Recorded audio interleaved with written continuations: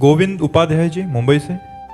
राधे राधे महाराज जी। महाराज जी, मैं आपकी तरह दृढ़ संकल्पवान कैसे बन सकता हूँ कि जब आप घर से निकले थे तब भी आपका भगवान को पाने का लक्ष्य था और आज भी है। महाराज जी, हम ऐसे युवा लोग संकल्प तो बनाते हैं बट कुछ समय बाद दूसरा संकल्प हो जाता है, फिर तीसरा।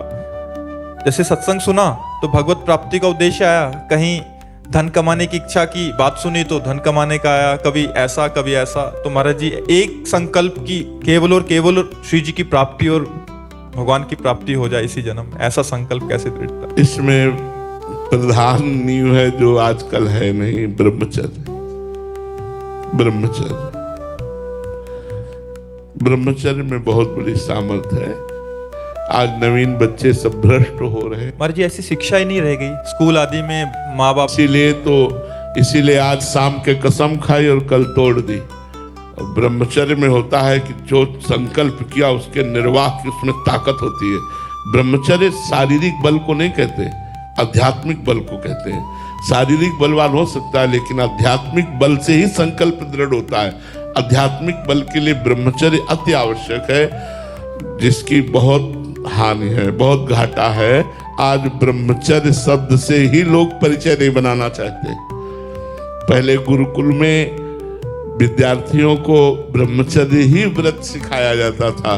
ब्रह्मचर्य व्रत के द्वारा ही वो दो मार्गों का अनुसरण करते थे, एक ब्रह्मचर्य से नैष्ठिक ब्रह्मचर्य संन्यास और एक ब्रह्मचर्य से गृहस्थ धर्म होते हुए फिर वानप्रस्थ संन्यास। लक्ष्य दोनों का संन्यास ही बनता था अंतिम में। तो ब्रह्मचर्य तो अब ब्रह्मचर्य के बिना दृढ़ संकल्प होना, निष्ठा होना, भजन होना बड़ा कठिन है। तो हमें लगता है बच्चा नाम जप करो, शास्त्रों का स्वाध्याय करो, सत्संग करो, आचरणों को शुद्ध करो, पवित्र करो। पहले इन आचरणों को तो पवित्र करो, जो धार्मिक आचरणों में तो आओ, फिर धीरे धीरे धीरे। कै साल के हो? 23 साल। 23 साल में तो धुआं मचा हुआ था, हमारे जीवन में धुआं मचा हुआ था। कई कई दिन तक भोजन नहीं, रात दिन निरंतर मंत्राकार वृत्ति और घाटों में पड़े रहना। प्रेमानंद बनना यार तो बड़ा कठिन है। हाँ, हमारे जैसा भेष बना लो तो बात अलग है, लेकिन प्रेमानंद बनना बहुत कठिन, बहुत बहुत। महाराज जी, बहुत कठिन जीवन रहा, बहुत कसौटी से लाए गए हैं, बहुत कसौटी से लाए गए हैं। अब तो क्या है, अब तो अंतिम फिल्म का अंतिम सीन चल रहा है, ये तो भागवतिक बल से चल रहा है, लेकिन बहुत कसौटी हुई है, बहुत कसौटी हुई है। काशी के घाटों में जाकर जहाँ भिखारी बैठते हैं, वहां जब बैठते थे तो कोई इतना सतुआ दे देता, कोई एक पीस बर्फी दे देता, उसी से 24 घंटे पार होते। एक बार 24 घंटे में 80 घाट में भिखारियों की लाइन में लगते थे जाके। और ये नियम था, पैसा लेंगे नहीं और किसी आश्रम में जाकर भोजन करेंगे नहीं तो काशी में अन्नपूर्णा का राज्य है, वहां तो 8 पहर भोजन मिलता है मारवाड़ी क्षेत्र में। लेकिन कभी नियम था कि कहीं जाएंगे नहीं, आकाश वृत्ति से जो हमें मिलेगा वही हम पाएंगे। तो शाम के जाके भिक्षुकों की लाइन में बैठ जाते थे, जो कुछ मिलता, जैसे इतना सत्वा मिला तो कमंडल के ढक्कन में घोर लिया, एक कमंडल गंगा जल पी लिया, रात दिन भजन के। जी, एक साइड है आपका नियम, ये जो आकाश वृत्ति वाला, और दूसरी साइड तीव्र वेदना हो रही है भूख की। तो महाराज जी, ऐसे में कैसे आप अपने आप को संभालते? नहीं, वेदना हमको तो कभी महसूस नहीं हुई, आज भी हमें वेदना महसूस नहीं होती। हमारे शरीर में दर्द है, कई तरह की परेशानियां हैं, लेकिन गुरु कृपा से हमें कोई परेशानी नहीं। महाराज जी, आज तो हम समझ सकते हैं कि आपकी साथ ऐसे ही कल हमारी लगन थी, जो कल का जीवन था वो लगन का जीवन था कि मुझे कैसे ब्रह्मबोध हो, कैसे ब्रह्म। मैं शरीर नहीं हूं, ये भूख प्राणों का धर्म है, मेरा धर्म नहीं है। ये विवेक हमारा हर समय सावधान रहता था। कड़ाके की ठंड में महाराज जी कैसे? मैं शरीर नहीं हूं, मैं शरीर नहीं हूं, नहीं हूं। अब सर्दी लग रही, गर्मी नहीं, शरीर कांप रहा है, लेकिन हम अपनी स्थिति में। तो अब कठिन मार्ग तो है, और उसी कठिनता का आज आपको सुख मिल रहा है। आपको जो लाभ मिल रहा है उसी कठिनता का मिल रहा है। अगर इस जीवन को कसा ना गया होता तो आपको ये लाभ ना मिलता।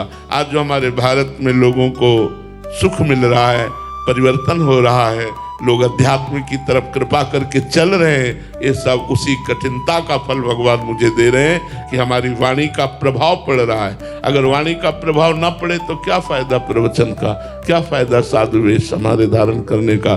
तो हमें भगवान उसका फल दे रहे हैं कि हमारे भारतवासी अध्यात्म की तरफ चल रहे हैं, बुरे आचरणों को त्याग रहे हैं, अधिक से अधिक मात्रा में भगवान नाम उच्चारण कर रहे हैं, ये उसका हमको फल मिला है। महाराज जी, शास्त्रों में और भक्त चरित्र आदि में तो वर्णन मिलता है और आपके जीवन में भी देखने को मिला। महाराज जी, आगे आने वाले समय में ऐसा कठिन साधन हो पाए? हाँ, इसीलिए कलयुग बढ़ेगा, इसीलिए भ्रष्टाचार बढ़ेगा। जैसे जैसे जो पहले संत थे बहुत कम रह गए हैं, अब संत आजीवन निरंतर भजन परायण, ऐसे भगवान के प्रेमी महात्मा तो बहुत कम मिलेंगे। और जो पहले थे वो अब नहीं है, जो अब हैं वो आगे नहीं मिलेंगे, क्योंकि पहले मोबाइल नहीं था। अब हम लोगों ने जीवन में मोबाइल नहीं रखा, आज भी नहीं है।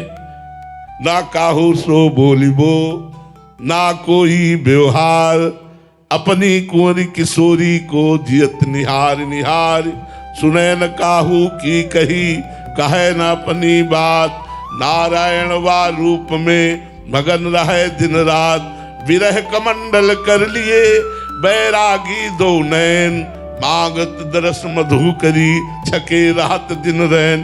किसी से कोई मतलब नहीं। या पुण्य से हुआ, बहिर्मुख वृत्ति हर समय बनाए रखने के लिए मोबाइल की कृपा है। अंतर्मुख कब हो पाता है साधक, कब हो पाएगा? और एकांत हुआ, मोबाइल हुआ और गंदी बातें देखी, तो फिर तो कलयुग महाराज अपना तांडव करेंगे कि वहां भजन होगा। बहुत समस्या है भजन की, बड़ी समस्या भजन की है। पहले जो भजन होता था वो अब नहीं हो रहा, जो अब हो रहा कभी वो आगे भी नहीं होने वाला। कलयुग का प्रभाव तभी बढ़ेगा जब संत जन गुप्त हो जाएंगे और लुप्त हो जाएंगे। संत जन जब देखेंगे हमारी बात नहीं मानी जाती तो गुप्त हो जाएंगे, और अच्छे संत सच्चे संत लुप्त हो जाएंगे। तब कलिकाल अपना झंडा गाड़ सकता है। अभी कैसे गाड़ सकता है? अभी भगवान नाम की जय, भगवत कथा की जय, भगवत वार्ता की जय, जो सनातन की जय जय बोली जा रही है, तो कलयुग थर्रा के इधर उधर कोनों में छुपा हुआ है। और जहाँ ये बड़े बड़े उद्भट वीर परमार्थ के अध्यात्म के अंतर ध्यान हो गए, तब उसका झंडा झूमेगा। भाव भ्रष्टाचारा सब संसारा, धर्म सुने नहीं काना, कलिकाल बिहाल के मनुजा ने माने को अनुजा तनुजा। अभी तो संतों की कृपा, एक से एक संत भगवान है जो जगत में भगवान नाम कीर्तन, भगवत कथा, भगवत विस्तार कर रहे हैं। आगे समय बड़ा कठिन आने वाला है। अभी तो 5000 के ऊपर ही कुछ वर्ष हुए होंगे और 4,32,000 वर्ष की आयु कलयुग की।